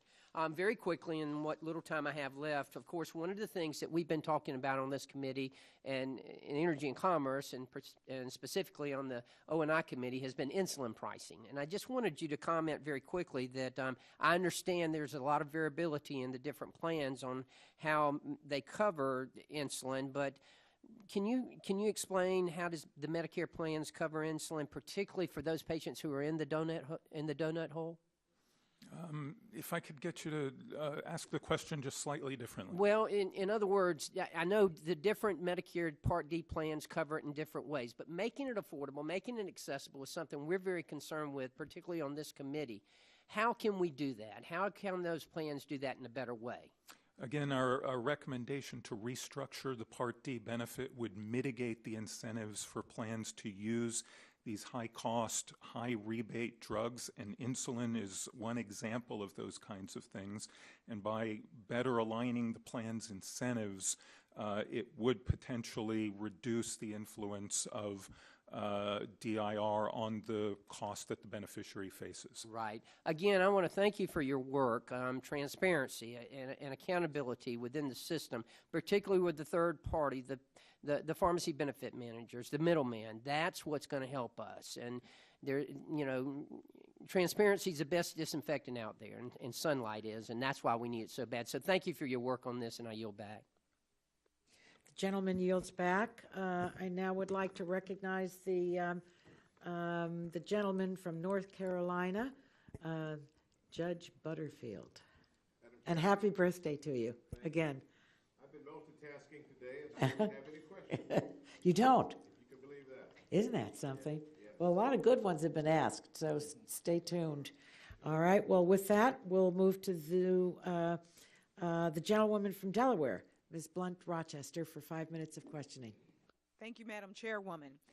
And I'd also like to thank you, Dr. Matthews. I'm trying to speak into the mic now. I'm cognizant of it. Today's hearing is an opportunity for the subcommittee to continue our bipartisan work on lowering prescription drug costs by turning our attention to how skyrocketing prices are impacting Medicare Part B and D. And it couldn't happen at a more important time.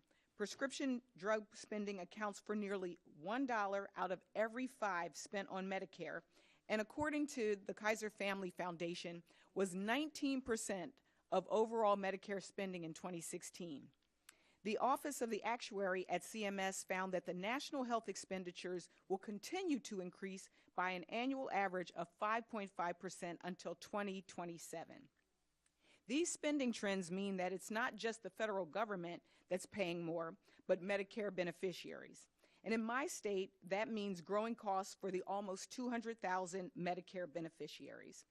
Dr. Matthews, I would like to discuss Medicare Part B's low-income subsidy, which helps provide beneficiaries with limited incomes assistance with their Part D premiums and out-of-pocket expenses. In 2018, 12.5 million beneficiaries with incomes at or below 100% of the federal poverty level received federal assistance. And in Delaware, 23% of beneficiaries received the low-income subsidy. However, MedPAC has found that relative to other Part D enrollees, a higher proportion of LIS enrollees use brand-name drugs. Can you explain why this is happening? Okay, the dominant hypothesis that has guided our thinking here is that the low-income beneficiary whose costs are heavily subsidized is not as sensitive to cost sharing or the price of the drugs that they take relative to a beneficiary who is paying, the full coinsurance and their full out-of-pocket liability. And so given the choice between a brand name drug and a generic, many Medicare patients who regard generics as not as good, a low-income beneficiary who is facing zero or minimal cost sharing is going to opt for the brand name when it's available. Right. Opt for the one that they rationally think is the better product. Additionally, MedPAC found that in 2016, about 8% of Part D enrollees reached the out-of-pocket threshold. And of that 8% of high-cost enrollees, over 70% were LIS beneficiaries. And given that it is the Medicare program that pays the largest share of cost above the out-of-pocket threshold, I'm concerned that plans may be structuring their benefits in ways that shift costs to Medicare for these enrollees in order to shield plans from risk. Does MedPAC share these concerns? Our concerns are are even larger than that, not limited just to the low-income beneficiaries, but again, given the growth in the cost-based reinsurance payments for all Part D enrollees, we believe that is an extremely pressing problem for the program. And while in the earlier phases of the Part D benefit, LIS enrollees did reach the catastrophic phase at faster rates and in greater proportions, in recent years, it is the non-LIS population who is now hitting that cap at much higher rates. I know one of the things that you discussed before were the incentives, whether to incentivize beneficiaries to pick a cheaper alternative. Can you talk about the options that you gave? Are these evidence-based?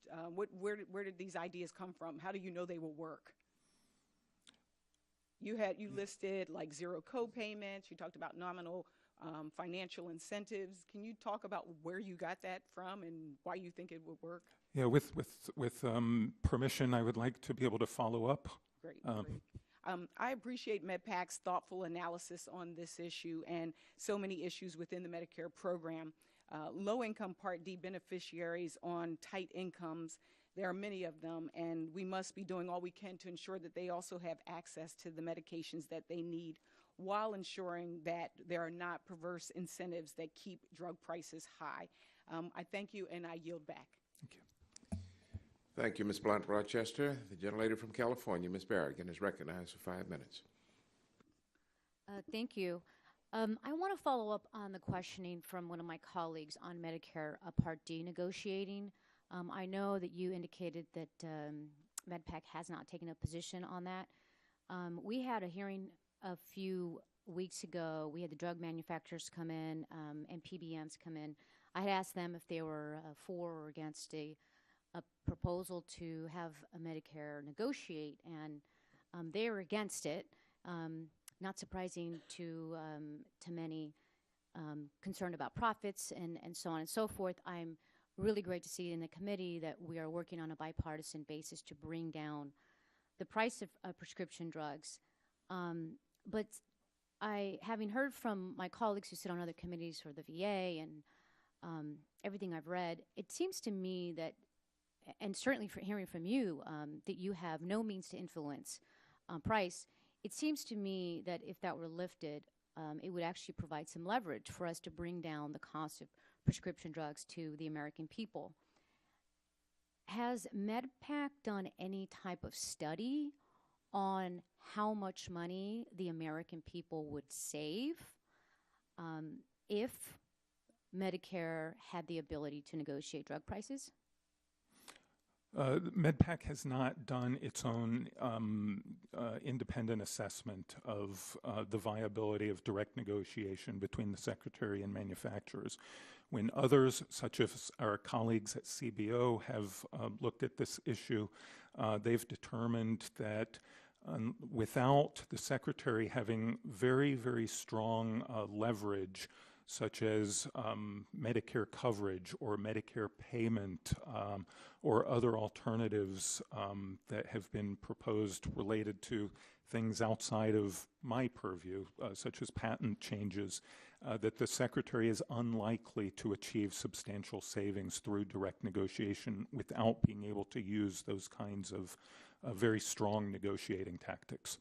Can Medicare, can MedPAC do a study on this so that Congress has a report to look at and to look at these factors that you're discussing? Will MedPAC commit to doing something like that?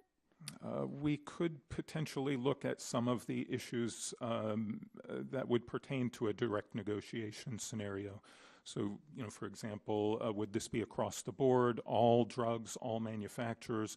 Does the agency have the resources to conduct these kinds of evaluations? What the evidence base is for the Secretary's ability to negotiate a given price? We could look at those sorts of issues in a qualitative way. I don't know that we would have the capacity to or the desire to second-guess our colleagues at CBO with respect to calculating potential savings. Okay, well, anything you could provide to Congress would be helpful, especially because this has been a bipartisan issue, and a bipartisan basis seems like a way to move forward. So given that you work on a bipartisan basis, yes, I think any information would be helpful. Thank you for that. I want to chat quickly about the issue of minority health disparities across this country. People based on race are treated differently in our healthcare system. They have different health impacts and outcomes. For example, HIV diagnosis rate among Hispanic men is more than 3 times the HIV diagnosis rate among non-Hispanic white men. African Americans are also more than twice as likely as whites to be diagnosed with and die from blood cancer and multiple melanoma. My district is majority minority. It's about 88% Latino African American. I have the highest rate of diabetes than any other congressional district in the state of California. And we touched a little bit upon low-income communities and how Medicare actually has low-income subsidies for patients. But the annual income is pretty low. I think it's about $18,735. In California, it's easy to miss that a little bit and then not qualify. And my concern is the connection between cost and the continuing impacts and effects on minority health disparities. Has MedPAC or CMS done any type of study to determine whether minority communities have similar outcomes from the Medicare Part D program as non-minority communities? Not to the best of my knowledge. Is that something you could do? I know you mentioned you do a lot of, you look at trade-off and balances, but when we're talking about communities of color, racial health disparities is an issue. There shouldn't be really a trade-off or a balance with their health. Understood. What you've outlined here is a fairly broad endeavor, though, and with all due respect, if you could grant me the leeway to go back and talk to my staff about what we can and can't do with the resources that we have available to us, we would certainly be willing to take a look at this. Great. Thank you. I yield back. Thank you. The gentleman from Montana is recognized for 5 minutes.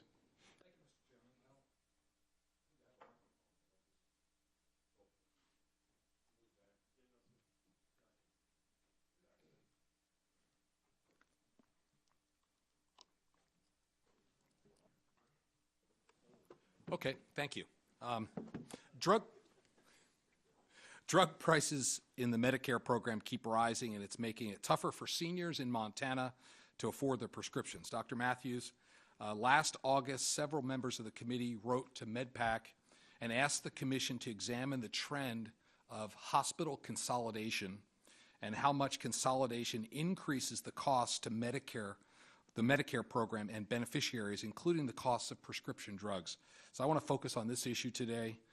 Since we're discussing prescription drug prices, can you please update us on MedPAC's findings, specifically the impact of hospital consolidation and acquisition of physician practices on the cost of prescription drugs for the Medicare program and seniors' out-of-pocket expenses? Yes, sir. So I don't have any update with respect to work we have currently underway in response to the most recent request. But as you know, a couple of years back, we did a chapter in a June report looking at the effects of consolidation on Medicare spending and looked at the impacts of both vertical integration, where different levels of the healthcare system form single entities, or horizontal integrations, such as where all cardiologists integrate under a single organization. And so both of those types of consolidation do have the potential to increase spending for the Medicare program. So that request that we made, the work is still ongoing? Yes, sir, that's correct. And we anticipate starting to roll that out in the fall of this year. Okay, thank you. How do significant payment differences for identical medical services performed in Medicare at hospital outpatient departments versus independent physician practices impact seniors' out-of-pocket costs for Part B drugs? It has the potential to substantially impact their out-of-pocket costs, but I use the word potential deliberately. And the reason I do that is because most Medicare beneficiaries in fee-for-service Medicare do have some secondary coverage. They are dual eligibles, they have employer-sponsored wraparound insurance, or they purchase Medigap. And so to some extent, they are insulated from the direct effects of these payment differentials across settings, but nonetheless, all Medicare beneficiaries are experiencing these effects through higher Part B premiums, and those beneficiaries who elect to purchase Medigap are paying higher Medigap premiums as a result. Okay, and has MedPAC made any recommendations to address this differential? We have, it's been several years now, where we identified a set of services meeting certain criteria, that they are majority provided in physicians' offices, they are majority not associated with emergency care, and identified services that are appropriate candidates for a Medicare site-neutral payment policy. Okay. And if Congress required Medicare to pay the same amount for services regardless of where they're performed, would seniors' out-of-pocket prescription drug costs decrease, and what effect would it have on Medicare overall costs? Off the top of my head, I could not venture an answer with respect to the effects on their drug costs. It's something we could think about. Okay, so that's something you could look into additionally, because this is the concern we hear back home is the overall cost, and prescription drugs are a big piece of that. So we very much appreciate your help to chart a path for us, and I thank you for your testimony today. With that, Mr. Chairman, I yield back. Thank you. The gentlelady from Illinois, Ms. Kelly, is recognized for 5 minutes. Thank you, Mr. Chair. Dr. Matthews, thank you for being here, and thank you for your testimony and sharing MedPAC's work on these important issues. As you point out in your testimony, there are a handful of expensive drugs driving spending in the Part B program, with consumers responsible for a significant out-of-pocket costs. The top 10 highest expenditure drugs accounted for about 43% of Part B drug spending in 2017, and all of these products are biologics. Some of these drugs have competitors and others do not. I'd like to learn more about the impact biosimilar entry into the market has had to date on the price of the originator biologics driving costs in Part B. You have shared what drugs the program is spending the most money on and the conditions these drugs treat, but how many of the top 10 highest expenditure drugs in Part B face competition from a biosimilar? As I recall, there are 2 products out of that top 10 list that have biosimilar competitors, and the biosimilars have not had a substantial impact on the price that Medicare pays for the originator biologics. In part, this probably reflects the way Medicare pays for the biosimilars relative to the innovator biologic. The innovator biologic gets its own payment code and its own 6% add-on. The biosimilar gets its own payment code, even if it's at a lower price, but it gets the 6% add-on that is associated with the innovator product. So from the prescriber's perspective, the physician who administers the drug, it's a neutral decision whether to use the innovator product or the biosimilar. MedPAC has recommended that instead of those 2 products having unique codes, that you would potentially influence price to a much greater extent by combining them and having the program pay the average of the sales prices of those 2 products. Okay. And I understand what you're saying, right? There's only been a modest impact on prices to date, and your recommendations for what we can do about it. Can you discuss how original biologics and biosimilars are currently grouped, and what the Commission has recommended to result in price reduction there? Yeah, again, under current payment policy, the innovator biologics and each biosimilar get their own payment code. And again, in an attempt to make the decision financially neutral from the prescriber's perspective, the 6% add-on for any of those products is the add-on associated with the originator product.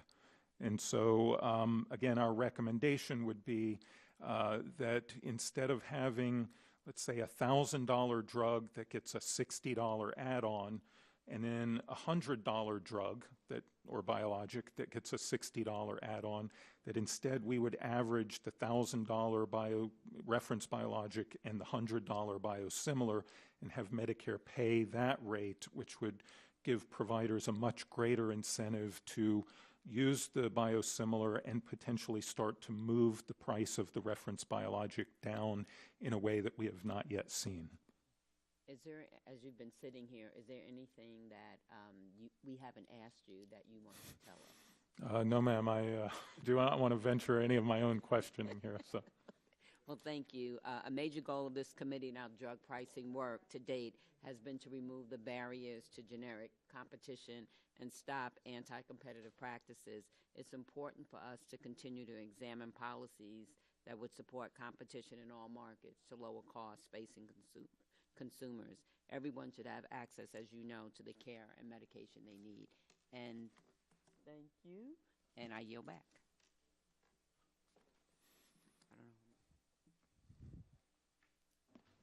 The gentlewoman yields back, and I now would like to recognize the gentleman from Vermont, Mr. Welch.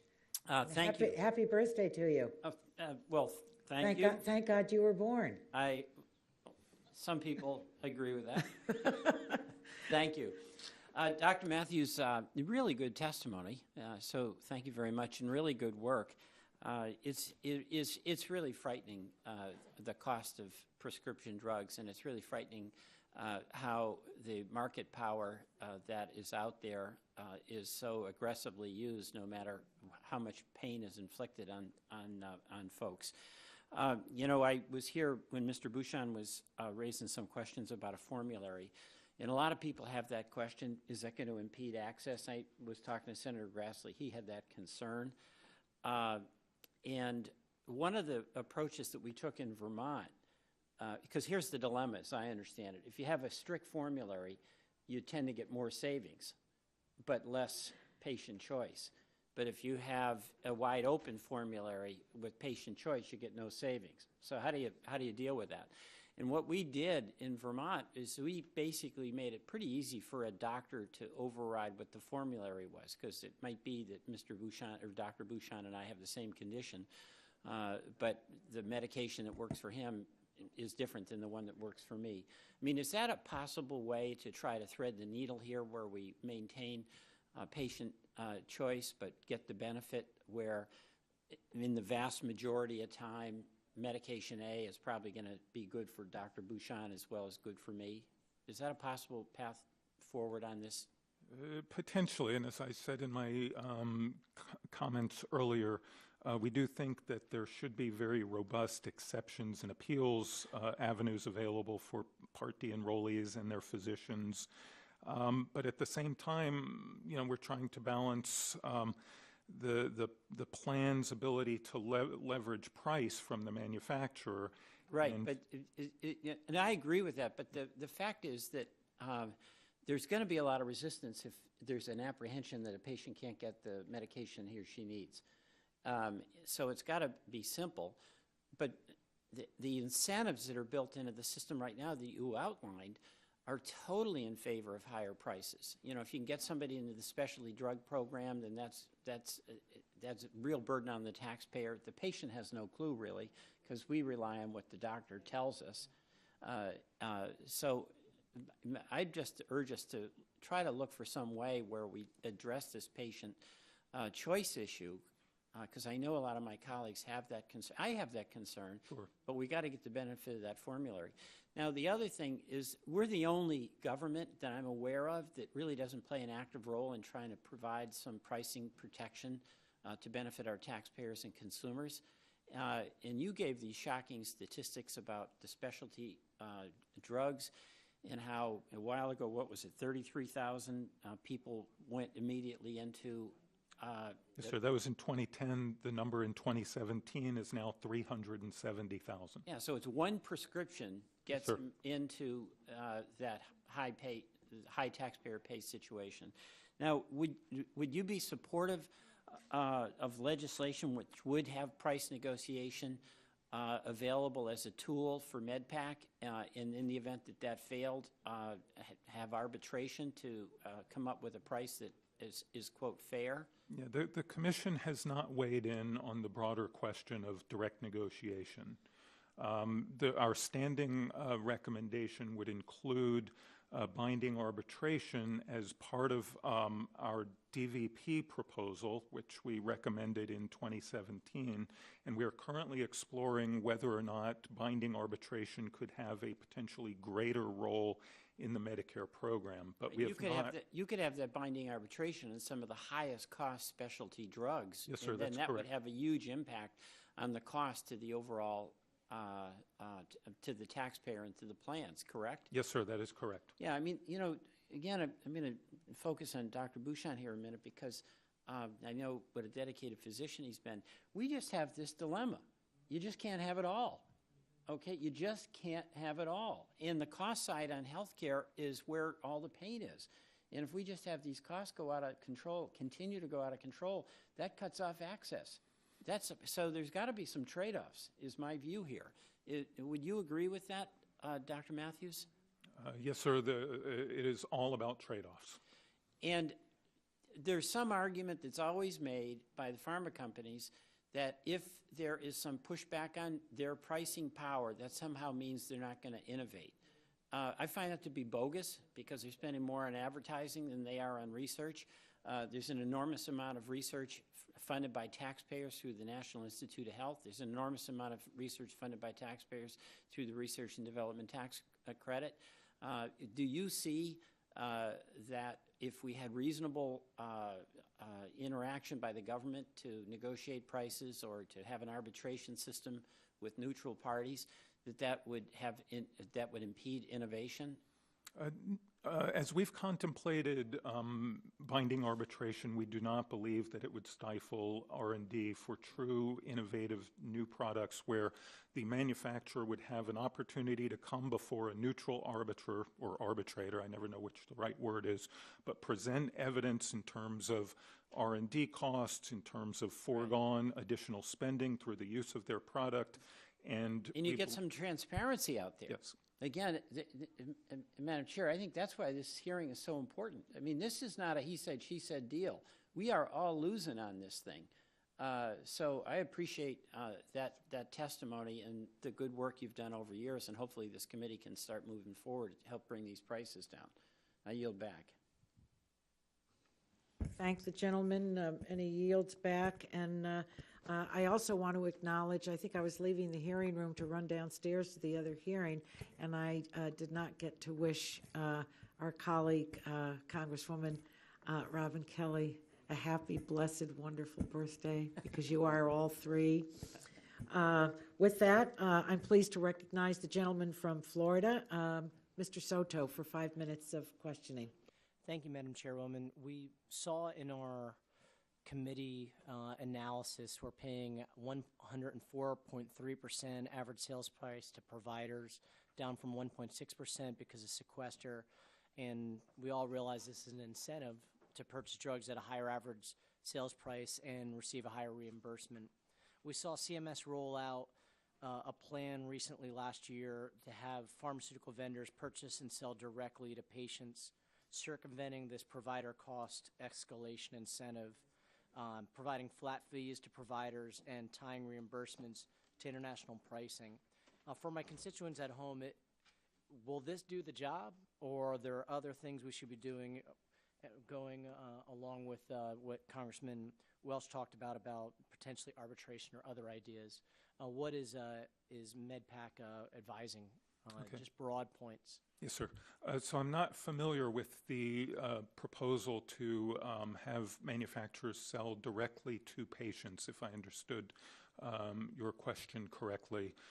So again, I would ask for the dispensation to come back to you on that point.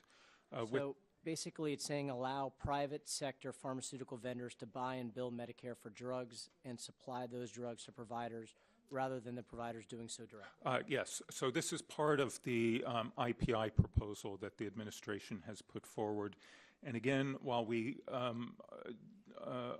do support the administration's desire to reduce the prices that Medicare beneficiaries pay for prescription drugs, particularly in light of prices that citizens of other countries are paying. But at the same time, we think there are certain logistical and implementation issues with respect to the administration's proposal that would make it less likely to succeed than... What are those specifically? So again, under the administration's proposal, Medicare would set a price that it will pay the vendor based on the international reference price. And it is incumbent upon the vendor to try and obtain that price from manufacturers.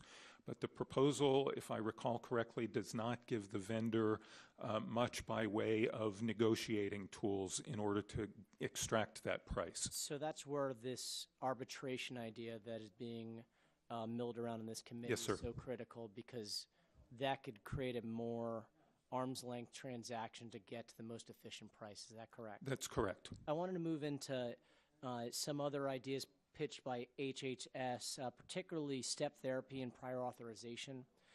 Certainly with lesser conditions, these can be cost saving, but I worry when you apply it to cancer and other potentially fatal conditions that this step therapy and prior authorization, particularly step therapy, leads to time running out and people dying literally of cancer because they're giving less effective drugs earlier on in the step therapy, and that we end with a death that could have been prevented.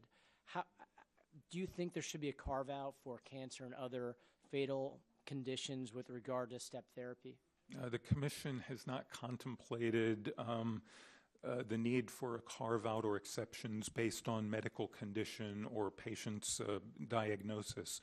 But we have recognized, again, the need for a very robust and very expeditious exceptions and appeals process as part of the use of utilization management tools on the part of plans.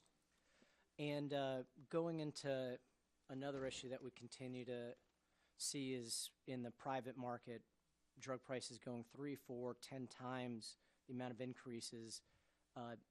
What role should we play in stopping this from happening, and how does that affect Medicare when we see a drug that's been around for 20 years that has a 10 to 20% 10 to 20 times increase?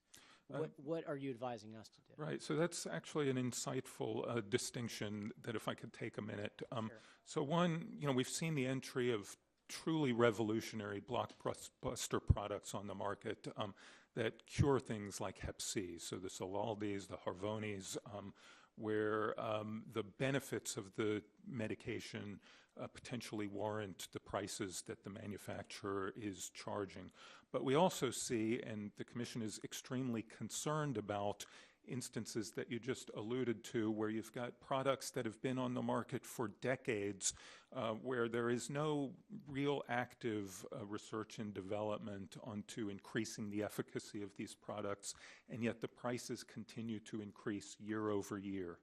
And while there may be costs and R&D going on behind the scenes that people like me don't see, we still think that those kinds of cost increases are not warranted given our responsibility to a public program like Medicare. And so we have recommended an inflation rebate that would check the ability of manufacturers to increase their prices on a year-over-year basis in excess of some defined rate of inflation. Thank you. I yield back. The gentleman yields back. It's a pleasure to recognize the gentleman from Maryland, Mr. Sarbanes, for 5 minutes of questioning. Thank you. Thank you, Dr. Matthews. Your testimony today has been excellent, and you're definitely going to get called back by many, many committees in the future. I'm sorry to hear that. You did a great job. I wanted to pick up actually right where Congressman Soto left off, because you mentioned this inflation rebate as a way of trying to get to some of these significant price increases. And it seems to me that arguably is the other side of a coin, where you could think about setting, or we could think about setting upper limits on the prices of some of these drugs. It's just a different way of accomplishing the same thing. Would you agree that those are sort of two sides of the same coin, potentially? Potentially, yes. Yeah. And I note that there's a number of states which have begun to explore regulating prescription drug pricing within their own jurisdictions. Maryland recently created, the Maryland General Assembly passed legislation. I think it's the first state to actually get this passed. It's now subject to the governor's signature that would create a prescription drug affordability board. And the board would have the authority to review drug cost data that manufacturers submitted, and then they could set an upper payment limit on those prescription drugs. And I think there's 6 or 7 other states that are exploring the same sort of approach. We've talked about a number of strategies to address drug pricing. And we've also talked about how you've made recommendations on how Medicare can try to manage the situation downstream a little bit. If you view the original pricing that the manufacturers are setting as kind of the ultimate upstream point in the continuum, there's all these efforts downstream, bringing the plans in, trying to incentivize them more to manage costs so the program isn't taking as big a hit, et cetera. But if we go to the source, which is the pricing that the manufacturers are setting, there's increasingly, I think, a sense in this Congress on both sides of the aisle that we have to take some pretty dramatic steps to control the costs and the price setting at that end.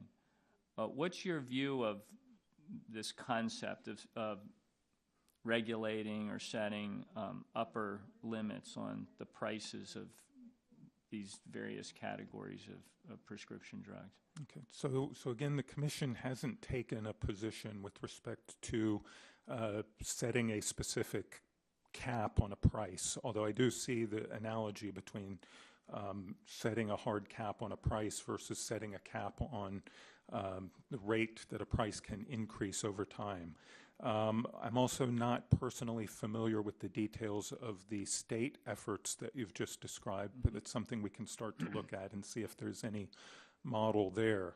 But with respect to our inflation rebate, it's guided by the notion that for drugs that have been on the market for some period of time, where they are established therapies whose indications are known and their effects are known, that to some extent these are commodities, and the expectation of commodity prices is that they should go down over time. When you look at things like computers or widescreen TVs, you're getting better and better technology with each passing year at lower prices, and the question is why these trends work in reverse for prescription drugs, especially these therapies that are, again, long extant on the market.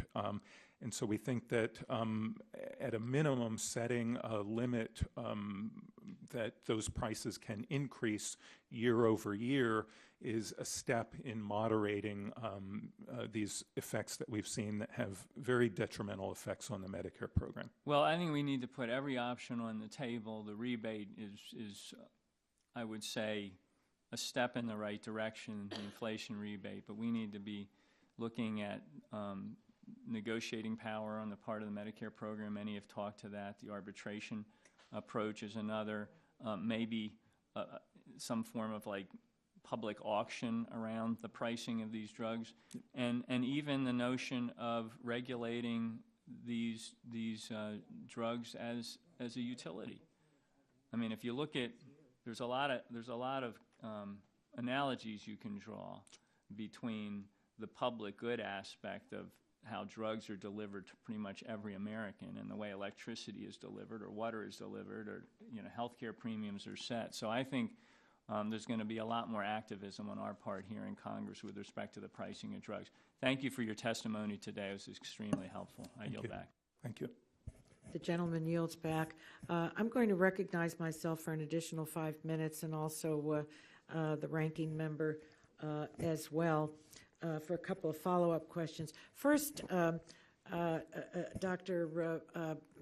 Matthews, again, thank you. I think it's very clear that the committee, on a bipartisan basis, clearly has more than an interest in addressing drug prices. I would encourage MedPAC to go back and continue to make recommendations on how to protect patient access. I know that in the original legislation that created MedPAC, when Medicare Part D was created, so was MedPAC. But to leave out patients in this, I mean, this is not just a program where numbers are shifted around. The numbers apply to people, to human beings. And I don't see how that element can be left out of your deliberations. And as we work to reduce costs, that too has an effect on, as we've heard from questions and your responses, that too has an effect on patients. Now, this whole issue of step therapy, I don't see how MedPAC can just stick with what seems to me a conversation about tools and the kit, et cetera, when people have actually died because they don't have access to what they need. We can't ignore that, and nor can MedPAC. So while this step therapy has been created so that, as you describe it, more tools in the kit to reduce and control pricing and whatever, when people are dying because they can't get what they need and they're pushed back to step one, the doctor knows is not going to work. Step two, the doctor knows it's not going to work, but you never get to 3 because you haven't lived long enough. That doesn't make sense. It just doesn't. I mean, it's not defensible, in my view, and I think in other members' views as well. I don't know who supports this thing. It is from both sides of the aisle. You've heard about it. We've heard from our constituents. They don't identify themselves to us as Republicans or Democrats. They're our constituents. And the issue that you raised, that since the program was founded, was put together, that there has been a 20% increase in D, if I heard you correctly, a 20% increase on an annual basis relative to drug pricing, is, to say it's a jaw dropper doesn't begin to describe it. And so I think we have our work cut out for us, but I think you do as well. And I think that MedPAC needs to step its game up, so to speak, in these areas, and that you do it in a timely fashion, so that you can make recommendations and some of these changes be recommended in these key areas. With that, I would like to recognize Mr. Bouchon and thank him for his support of an additional 5 minutes for myself and for himself as well. Thank you again. Thank you, Madam Chairwoman. I'll make a few comments about the step therapy and prior authorization. I mean, I've been a physician for many years, and this has been a concept that's waxed and waned for the 30 years or so that I've been in medicine. And you know, it's a concept that waxes and wanes because at the end of the day, I would argue it ultimately doesn't save anybody any money, because it has the potential to delay therapy. And then as a cardiovascular surgeon, I saw people in tertiary care situations in their lives, and I've always had concerns about that. And I don't know if anyone has looked at the long-term implications of that, and it may not be, it's probably out of the scope of what you look at. But, yes, but looking at delay in therapy, potential delay in therapy. And again, my argument that physicians generally will make the decision to treat their patients based on what they think is the best individual therapy for that patient. And do consider cost, don't get me wrong. As I mentioned, I'd considered cost if there was equivalent therapy. The one thing on the prior authorization, a number of years ago, maybe 10 or 15 years ago, there was one of the major private sector insurance companies that decided to drop their prior authorization program. Do you recall that at all? I do not. It might have been United Healthcare. I can't recall, and don't quote me on that. But and then I think it's been reinstituted. But The reasoning behind that, I remember when that happened, is because they found that whoever this was, and I'm not saying it was them, I'm just at the end of the day, it didn't save them anything because they were authorizing about 98 or 99%, and the administrative costs to deny the 1 or 1.5% didn't outweigh the savings. Have you heard of that type of concept? I've heard similar anecdotes. Again, I can't attribute them to a specific instance, but yes. And I would argue that that's probably the case. The administrative costs, if you're going to, if you're going to deny 10% or something, I get that. I'd say that I'd have an ethical problem with that, but if you were, then it might save you money. I don't know what the finances are on that. But there's a perception that it saves money, and I'm not sure that that's actually true. So I want to comment, that's my comments on those two things. Do you know if CBO has ever done studies on out-of-pocket cost caps? Like, say, if there was a cap set at a certain level, what the CBO score would be? There'll be a score, right? Because there'll be a potential number of people that would go over, that would normally be over that level, whatever that cap is. I believe that's correct. And yes. Is that something that you think would be interesting to know? For your purposes? This would be for Medicare Part D, like an out-of-pocket cost cap, right? Yes, and this is something that MedPAC has recommended as part of our package of Part D recommendations. Right. The question would be is what level that the out-of-pocket costs are capped at. That is correct. So the question would be is a CBO score on that at differing levels might be interesting information to know. Would you agree or disagree with that? Or have they done it?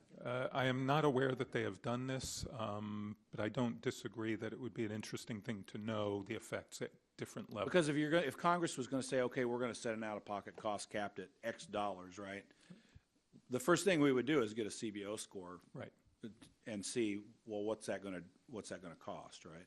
Because there will be a cost if you set it low enough. There'd be a cost, right? And so maybe preemptively having a multitude of different cost levels known to Congress before we try to make some of these decisions could be helpful. Would you think that would be the case? Without committing my colleagues, I understand. I'm not asking doing this work for any commitment at all, right? That's correct. Yes. Yeah, I think that might very well be helpful. With that, Madam Chairwoman, I yield back. Gentleman yields back. Again, I'd like to thank you, Dr. Matthews, for your participation, and I hope that you didn't need to take any pain medication to come here today, or anything else due to your testimony. But the first time out, I think that that we would all say that you presented your case very well.